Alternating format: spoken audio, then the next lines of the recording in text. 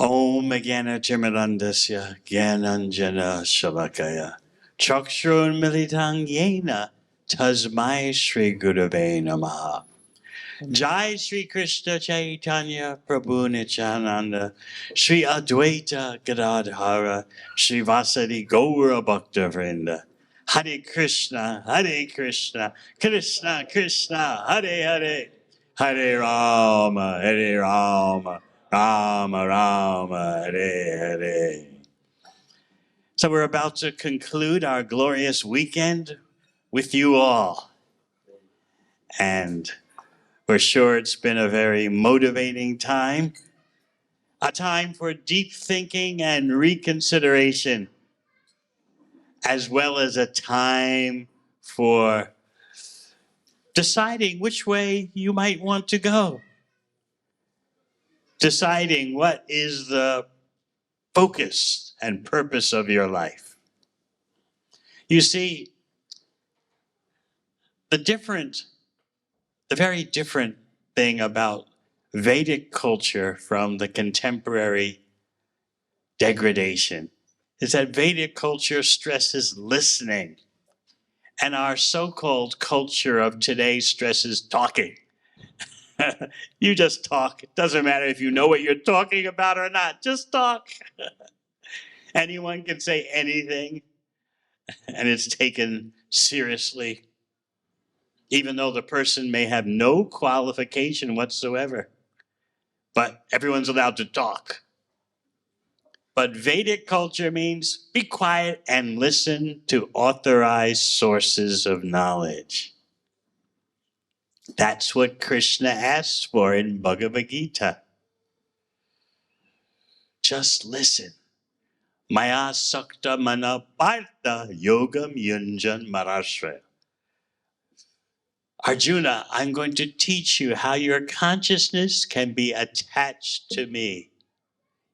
You'll know everything. Free from doubt. Just listen. And earlier today we spoke about Krishna saying, I'm going to talk to you, Arjuna. I'm going to explain the most confidential knowledge because you're not envious of me. Therefore, you can understand this divine mystery.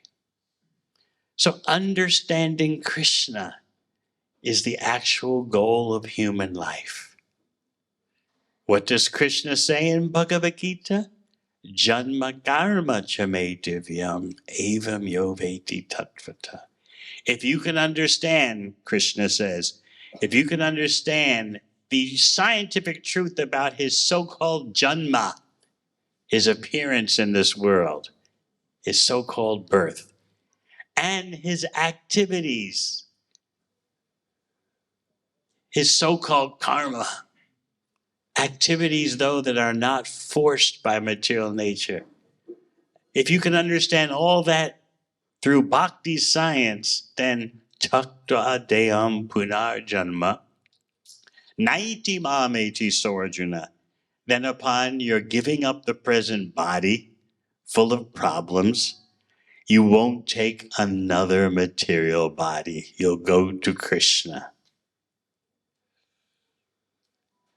Just like there's the homeland of the material body, there's also the homeland of the spirit soul.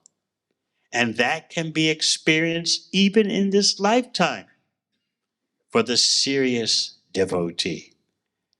Sometimes people criticize, oh, you spiritual people are all about the hereafter. What about now? But bhakti influences the now and the hereafter. Bhakti is not dependent on the material body, whether it's alive or dead, old or young. So the greatest success that you can have right now is to engage in Krishna's service. And I talked to so many persons today, 17 of them, and heard how they're trying to have a Krishna-focused life. I was so happy to hear that. They don't want to waste their human body. pursuing the same things the animals get. As you know, the animals eat, the animals sleep, the animals reproduce, the animals defend themselves. What is special about the human body?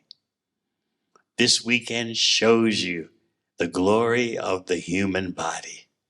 It gives you a chance. It's a tool, an instrument that gives you a chance to revive your consciousness of Krishna. That's the number one priority. Many persons I talked to today had the usual concern, the usual anxiety. I have to take care of so many material things. I'm working. At the same time, I'm studying. There's this, there's that, there's the other. How will I have time to chant Hare Krishna? But everyone always says like that in the beginning. And then you find out that by chanting Hare Krishna, your spiritual intelligence develops and you can sort out your life much better. People today are feeling overwhelmed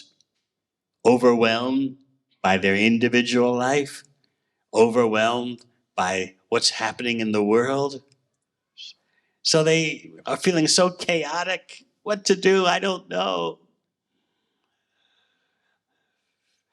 Chanting Hare Krishna gets to the root of that problem by addressing the number one priority, understanding Krishna in truth and engaging in Krishna's service, using your senses to please the master of the senses.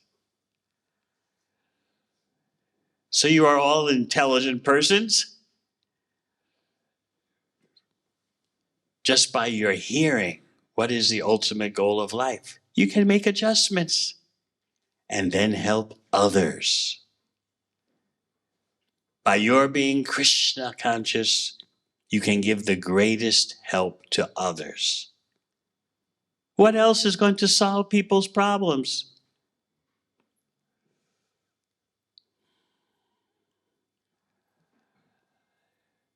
They have an aching arm, you solve that, then the other arm aches. You solve that, then the leg aches. Then the heart aches, then the toothache. On and on and on it goes. And we call this happiness. Nothing is bothering me at this moment, therefore I'm happy. So we pretend. We play the game of let's pretend. I have a good job. I'm buying a house. My marriage is happening. I'm happy. But all those things break down at any moment, and people are seeing that more and more. The threefold miseries. What are they? Number one, miseries of your own body and mind.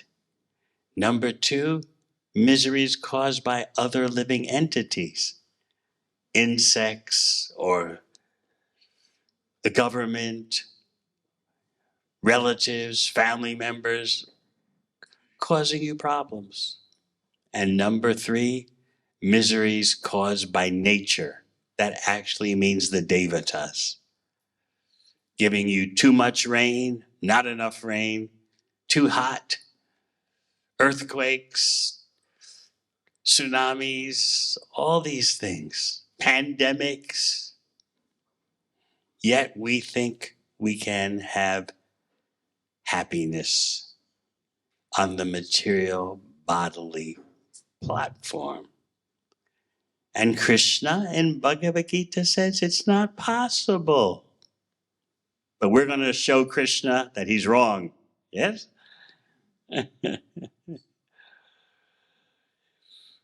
We know IT, so we know everything. So humanity is undergoing a very humbling experience now.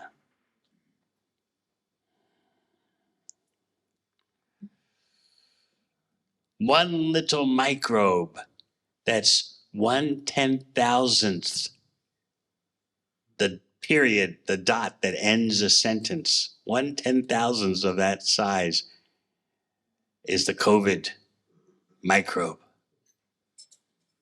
Just that microscopic creature is disrupting the world.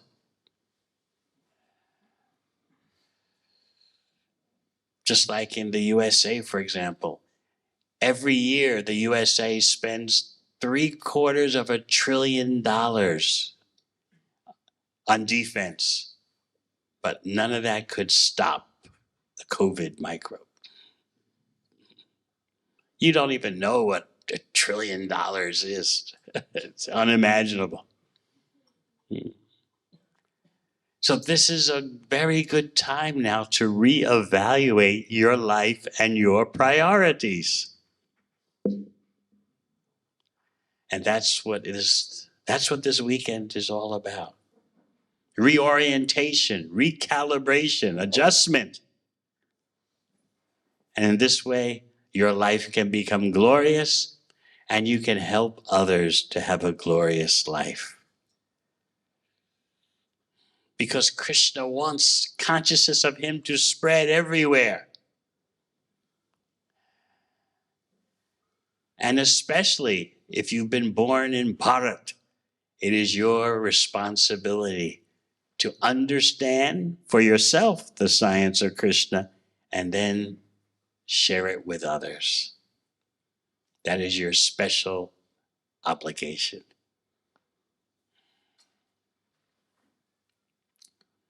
I often explain at these retreat weekends Srila Prabhupada's strategy for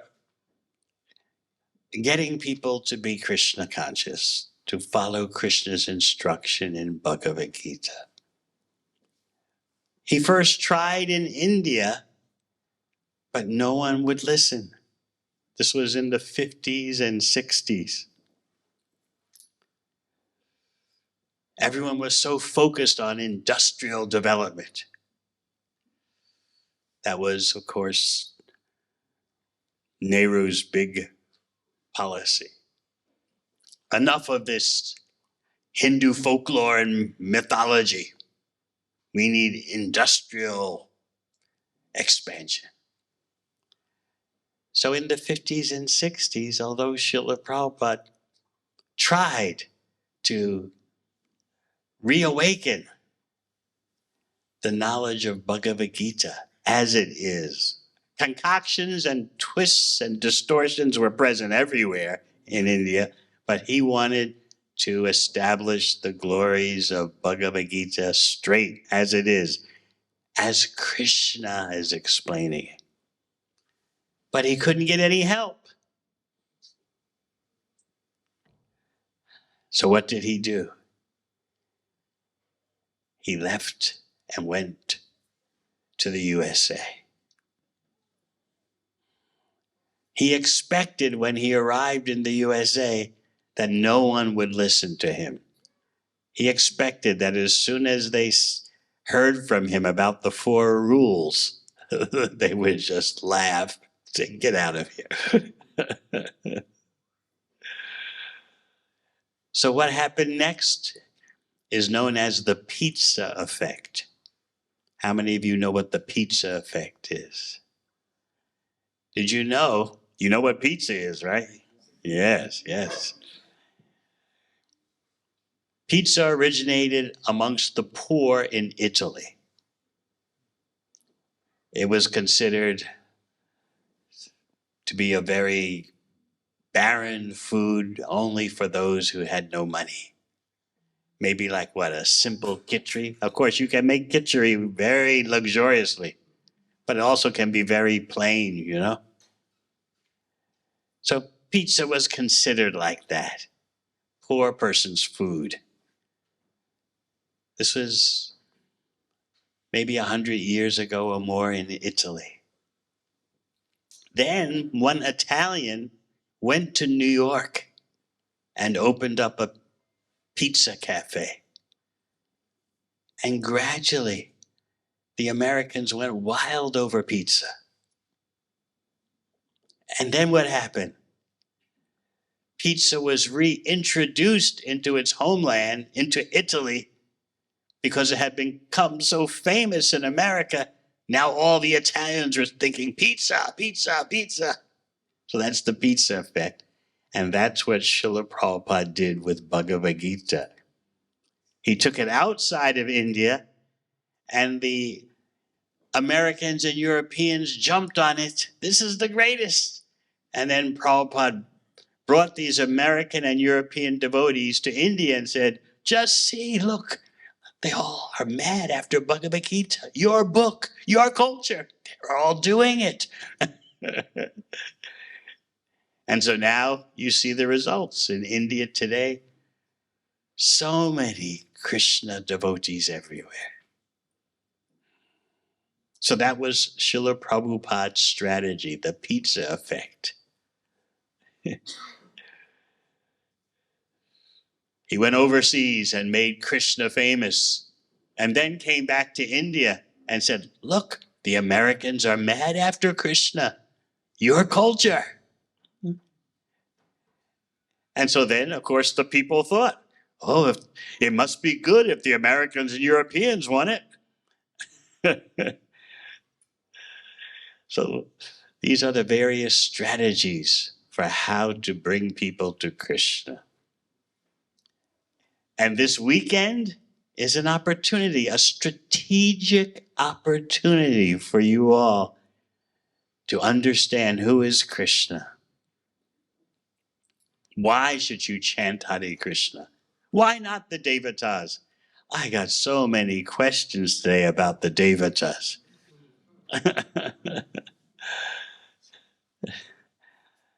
I didn't know that so many of you are so much into that. But everyone would say, it's not me, it's my parents, So then I say, do you know what Krishna says in Bhagavad Gita about the Devatas? They would say, yes, we know, but still, I think like this, I think like that. I said, but what does Krishna say? Don't you accept Bhagavad Gita as the standard? Yes, but. So it was very interesting for me to hear the honest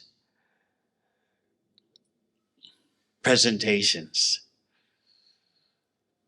So I hope that you all can use this weekend as a launching pad for your going back to Krishna. And in that way, this weekend will be the greatest success.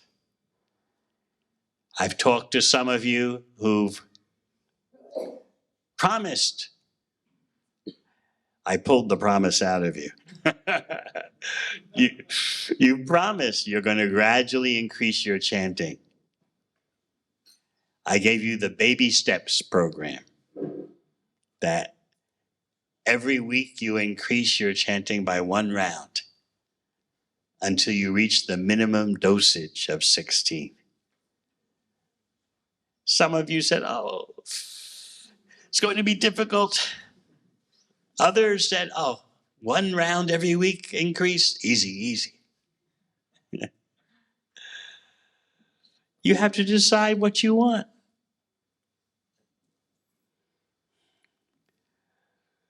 Just like since we have so many IT wallahs here. What happens if some IT problem happens at work and you don't know the answer? You never tell anyone you don't know. Right? You stay up all night researching on the internet. And then you go to work sleepless the next morning, but I found the solution. I always knew it. I was just too busy yesterday doing other things, other IT things, but I knew what the solution was. Here it is.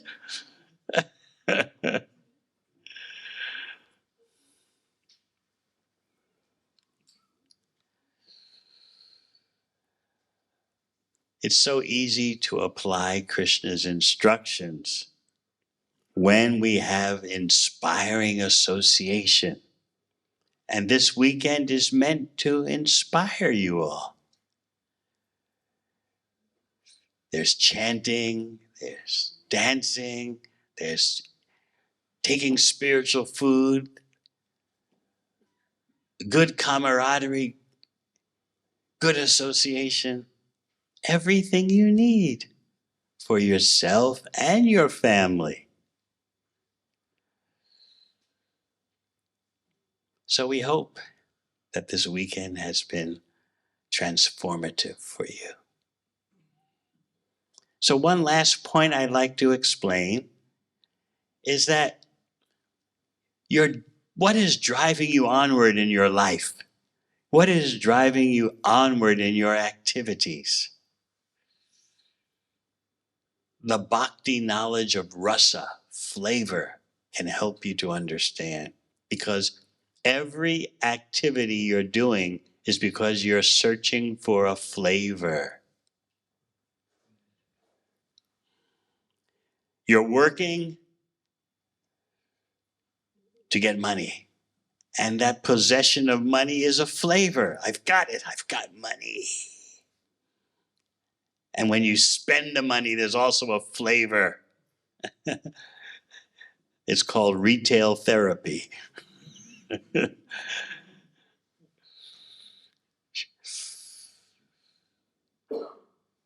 Relationships have a particular flavor.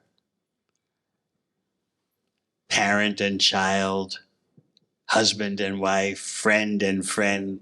It's all about flavor. So the bhakti knowledge analyzes all of your activities and points out that there's a particular rasa or flavor that you're after.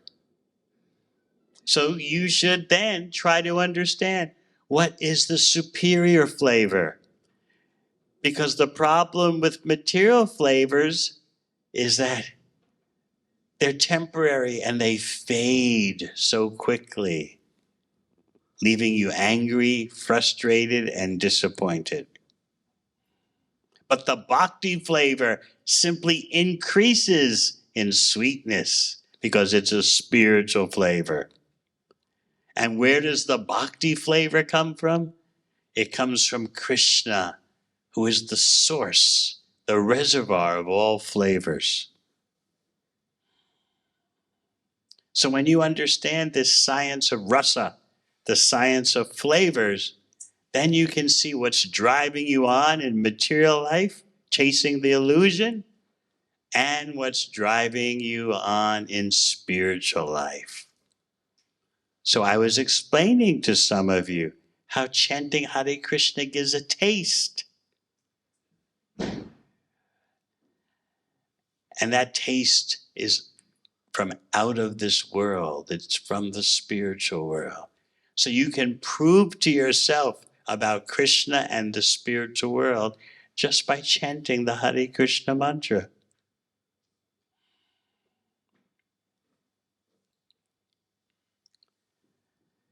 Material flavors don't last. You know that. You can't pursue a particular material flavor on and on and on without being disgusted. Think of your favorite material activity. What is it? Watching cricket matches or what? Whatever it is, you can't do that 24/7 without becoming disgusted. Because material flavors always die. They're like soda, carbonated beverages that lose the fizz. So if you can understand this science of rasa and bhakti rasa, then you can see what's going on in your life. You're pursuing flavors.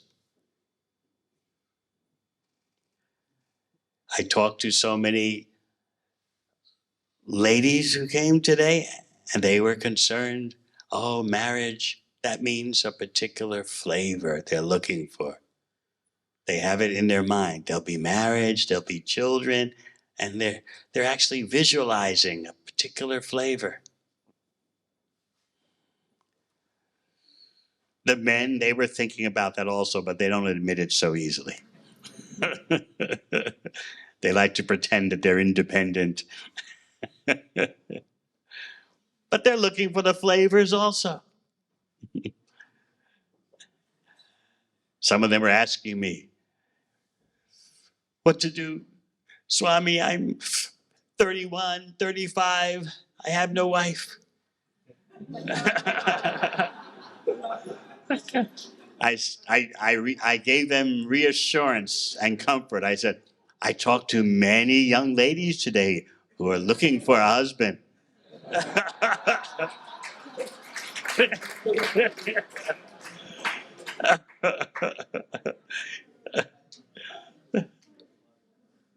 So you see, there are many benefits by your coming this weekend.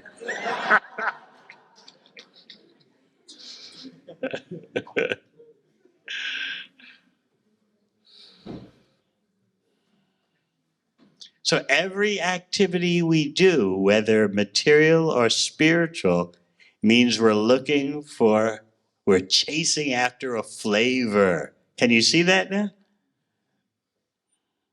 Whatever sporting activity, hobby you have, watching a movie on Netflix, you're trying to get a flavor. But because the material flavors last so briefly, you always have to switch flavors. Switch your material activities. And sometimes you say, I've had enough. I'll go do something else. And then you go, after a few days, right back to what you stopped doing before. So you can't stay in either indulgence or renunciation, detachment. You go back and forth. Let me do this to enjoy. And then after a few days, I'm tired of that. Let me take a break. Just like you work hard and then you want to go on holiday. Of course, you will never go on holidays, right?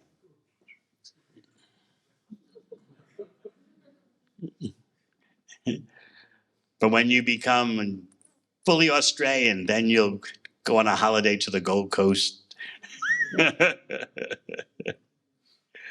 But you have holidays in your own way. Because you can't just stay working. You have to take a break. And then you go back to working, and then you take a break. Chasing the material flavors is like that. You can't continue with them, and you can't stay away from them. It's the ladu, remember? We talked about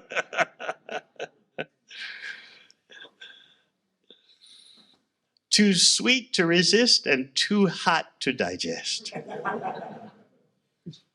But everyone wants the ladu.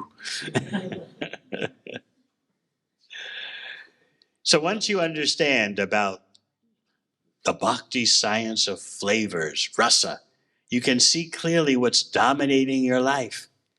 And then when you understand that Krishna is Rasarnava, the ocean of rasa, then you understand why we focus on Krishna and how the superior pleasure, the superior life comes by connecting with Krishna. And the bhakti science will explain to you the different types of spiritual flavors, because Krishna is full of unlimited varieties. So we invite you to please take this Bhakti Yoga, Krishna consciousness very seriously, and you'll see the difference. It is not blind faith or some kind of ordinary religious belief. Remember the verse that we discussed yesterday? Dharma projita kaitavota paramo namatsaranam satam. Śrīmad Bhāgavatam. And I hope many of you will get the full set of Śrīmad Bhāgavatam to have in your place where you stay. It is totally free from dharma performed for material reasons. Śrīmad Bhāgavatam is simply about serving Krishna for Krishna's pleasure, pure love and devotion, the love supreme. And that is the only way that you'll be satisfied. All right, so maybe you have some last questions.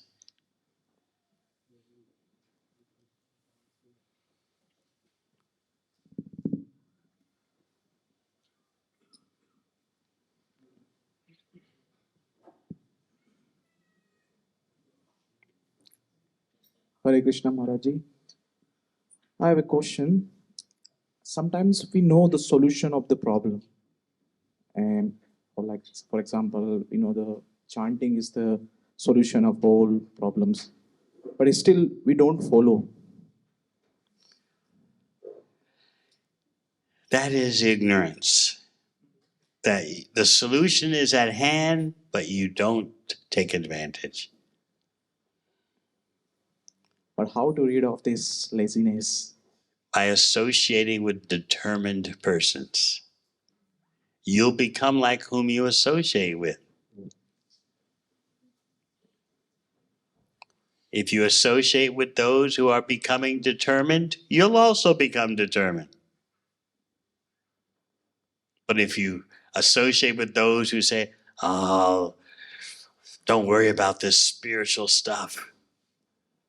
Come to Sizzlers with us.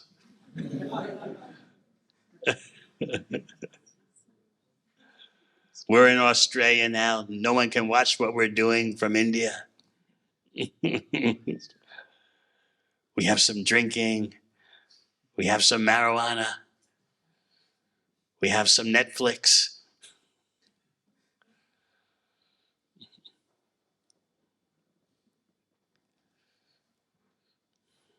We know some girls from Mumbai or Delhi who are very liberal. Come on.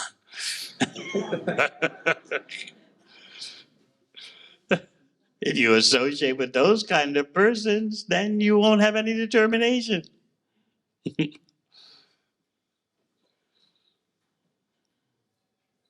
But you've chosen to come here this weekend. And this weekend is all about association. Association for going to a higher level in life. So thank you for coming this weekend. And we want to see more of you. All right?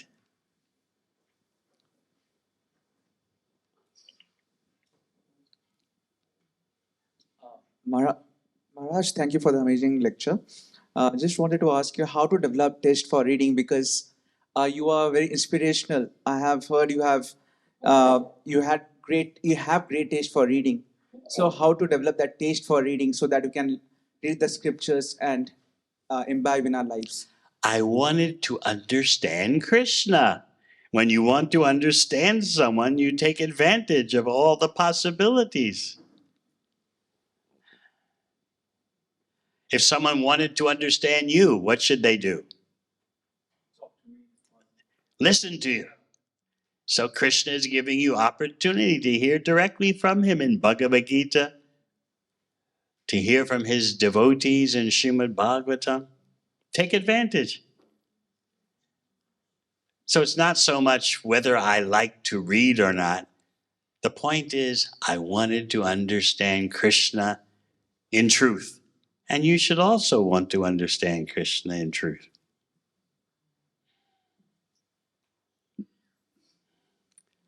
So many of you are in the IT industry. You had to study some things. You had to know some things. Similarly, you can learn about Krishna. You can know about Krishna. Bhakti is not sentimental. It's not for fanatics. It's for the most intelligent persons.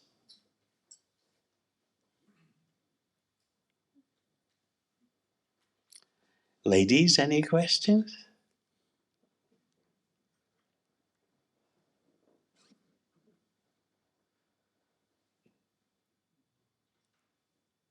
Men, any more questions? Yes. Maharaji, I have one question related to the Krishna's life. We see, when we see Krishna's life, it's Gokul, Dwarka, Mahabharata, and again he went back to Dwarka. During his life, that avatar, that he literally touched millions of life and enlightened them. So there were many characters which were very close to him. So of all those great personalities, why Sri Radharani is very special? And since maybe Ooh, I don't talk about that in public. You have to be very advanced to talk Okay. about that subject. okay. Krishna's confidential affairs. He's a person and he has his confidential affairs. And unless you're spiritually purified, you'll mistake his loving affairs for ordinary human flesh and blood dealings. All right? Yes, Prabhu.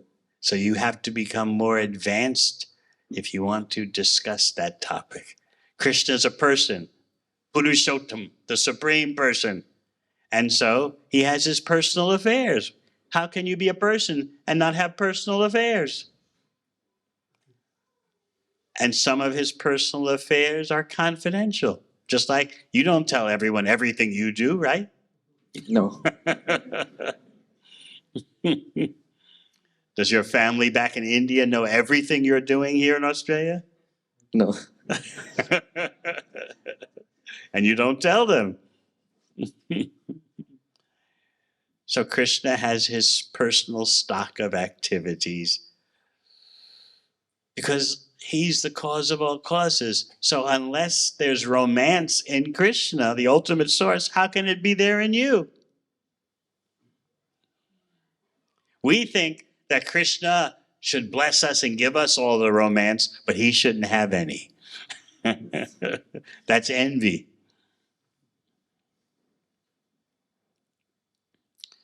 Krishna's loving affairs in Vrindavan have nothing to do with anything material in the slightest way. But we'll think like that because our vision is contaminated. And therefore people think Krishna is the Hindu forest love god. Or they think Krishna cheated on the battlefield of Kurukshetra. They don't understand Krishna is Dharma himself.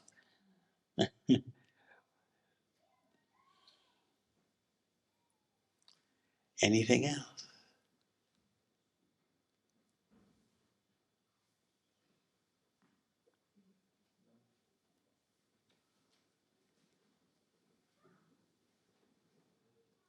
Hare Krishna, Prabhu. Yesterday you were talking about the dialogue you had with your father when you decided the bhakti path. So just wanted to know the perspective that you had. You shared what your father was thinking. So I just wanted to know what were you thinking, knowing that it might hurt your father's plans for you in the future. By reading Srila Prabhupada's books, I understood clearly that my father was a total materialist. And so why should I be so concerned with what he wanted for me when he didn't know what to do with himself? He just thought, enjoy, gratify your senses, live comfortably, and that's it. When you're dead, you're dead. I should let that kind of person, even my biological father, he should run my life?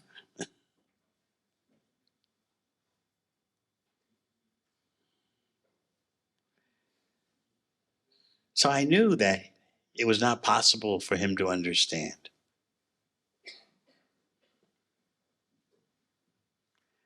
Maybe 20 years later, he gave me what he called the peace formula. He said, listen, son, here's how we'll make our peace treaty. You don't try to convert me, I don't try to convert you.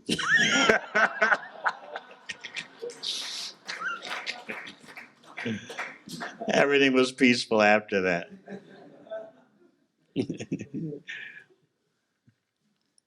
Even up until his last moments, he was a complete materialist. At the hospice, he's about to leave this world and he's trying to chat up the nurses.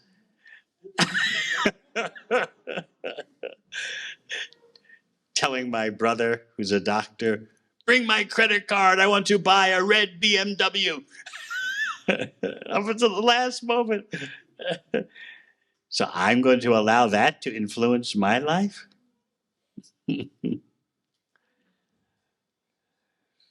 That's why in Śrīmad Bhāgavatam, 5th canto, we are instructed that no one should become a father, no one should become a mother, no one should become a teacher, guru, who cannot rescue their dependents from the cycle of repeated birth and death.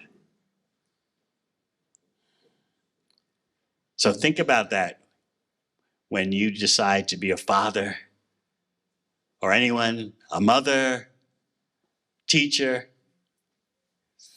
You have to be able to give your dependent the real wealth, which is how to escape the cycle of repeated birth and death.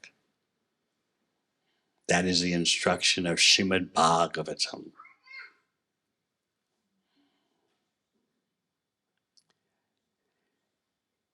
So my father, being a materialist,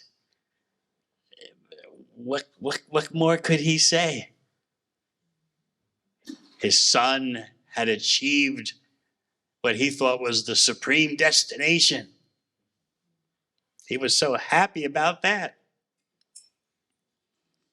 But then 6 months, 8 months later, his happiness turned to something else. What has my son done?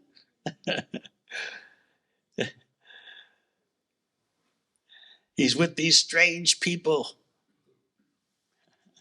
wearing strange clothes, with a strange mark on their forehead, singing strange songs.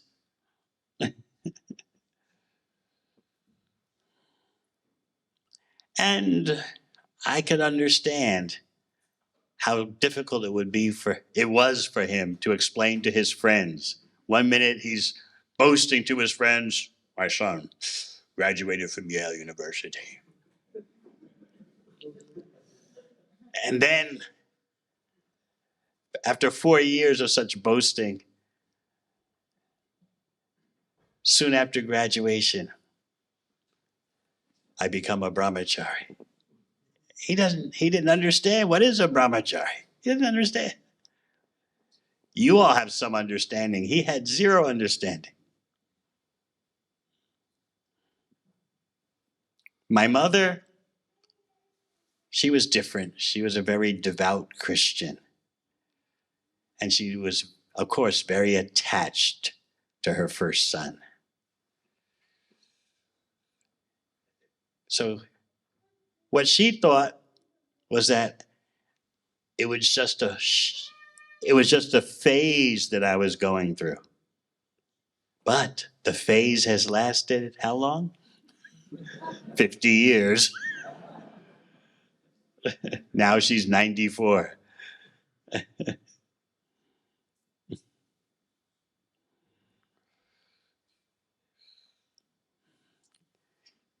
So you have to decide what you want to do with your life. That's your responsibility.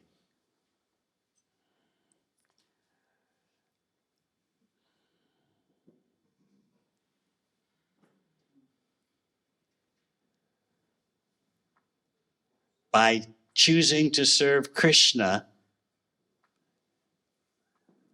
you don't incur any fault. But if you just neglect your material responsibilities for material reasons, then you're at fault. But I didn't neglect my material family for material reasons. And they'll get credit from what I do. They'll get credit from Krishna, even though they don't know it. So I know I'm doing the best thing for them. Because the Shastra, the Bhakti texts explain that if someone in the family becomes Krishna's devotee, the parents get part of that credit. Just like when a soldier, when someone in the family joins the army and goes off to war and is wounded or even killed, the government will take care of the family. So Krishna takes care of the family of someone who's become a devotee. They'll get great spiritual and material credit in the next life.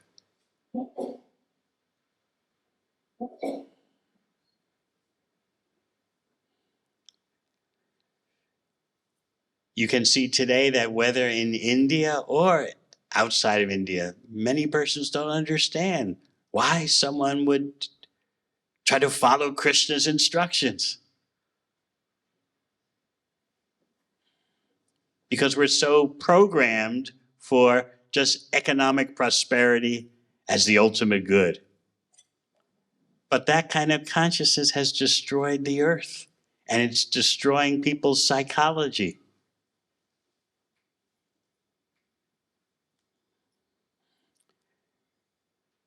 So I knew what I had to do because I had knowledge. I studied Bhagavad Gita, Bhagavatam, 4 hours a day for 6 months straight before I even would come to a gathering like this. So I informed myself, I educated myself. And you can do the same.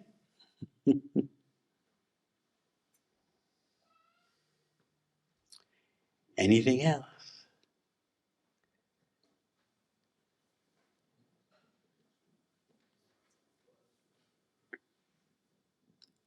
Hare Krishna Prabhuji. Just one question about this brahmachari topic. Brahmachari topic. Yeah. Oh, Yesterday you explained. you're interested. Yes, Prabhuji. So yesterday you explained. Very nice. They are rare, and then they are essential for the society. Yesterday I said what? That the brahmacharis, they are like a rare person, but they're so rare, but they are like need of society. They are what? They are in need of society. They are needed in society, They are yes. needed in society. But as I've seen, like my village and then my area, people usually scared of, that, oh, his son become brahmachari. People just give surprise moment. Oh, okay, that's fine. They don't think it's a good success, even though the parents never say, oh, my son will become brahmachari in future. They just say he'll become doctor, engineer. But why not brahmachari?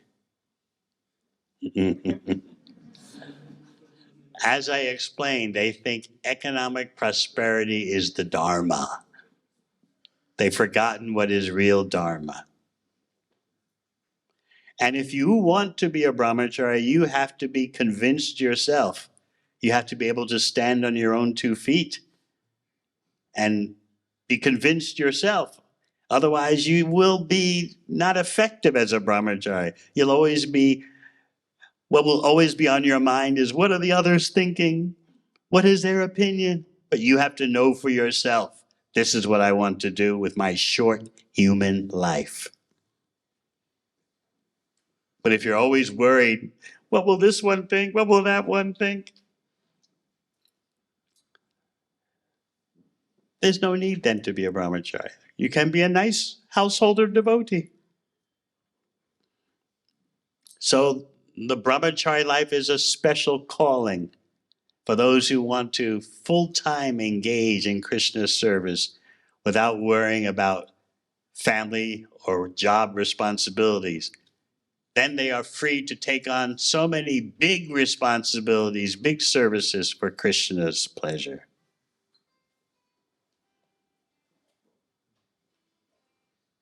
Prabhuji, even in Vedic culture, it's been said that up until age of 25 to 30, you should be a brahmachari, right? But nowadays, people don't even stress on that. Even though If you're worried about what people are doing nowadays, then don't become a brahmachari. You have to know what you want and why you want that. You can become nice family devotee. We have so many nice ladies here.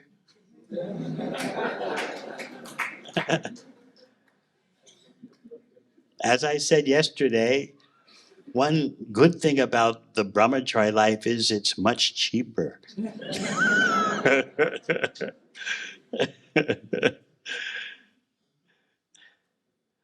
If you want to pay the high maintenance, just like my mother gave me a mantra when I was 5 years old, but I never had a chance to use it. She said, "Son, always remember, in the future, when you're old enough, remember, romance without finance is a nuisance."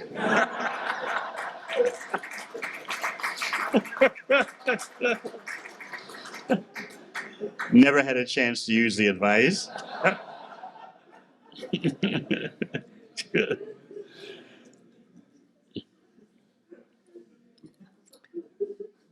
So you decide what you want. And it's true, you don't have to spend all your life in the Brahmacharya ashram. As Bhagavatam first canto says, the Brahmacharya ashram is the best training place for both the attached and the unattached.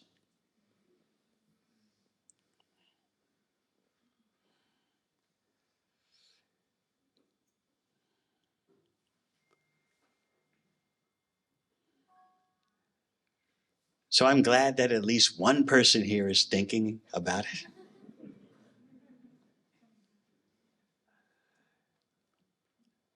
Who has the last question, and then what happens? All right.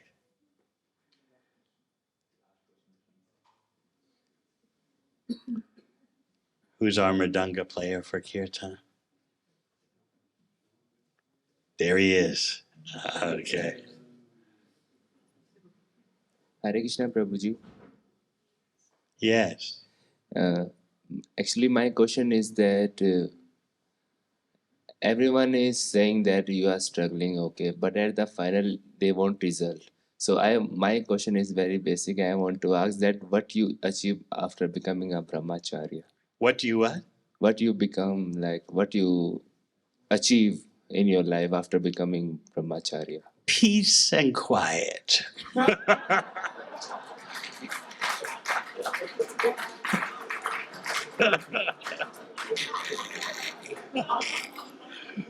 At least that.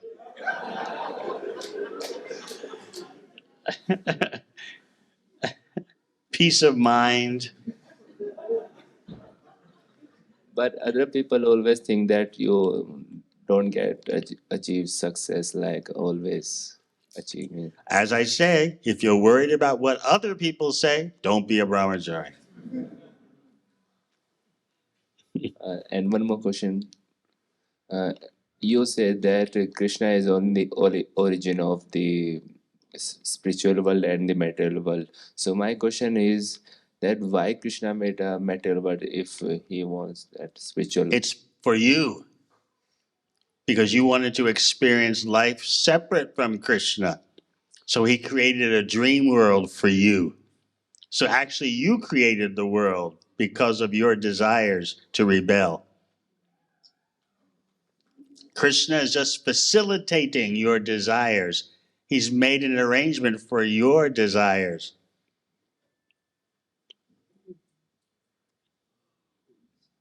Thank you, Prabhuji.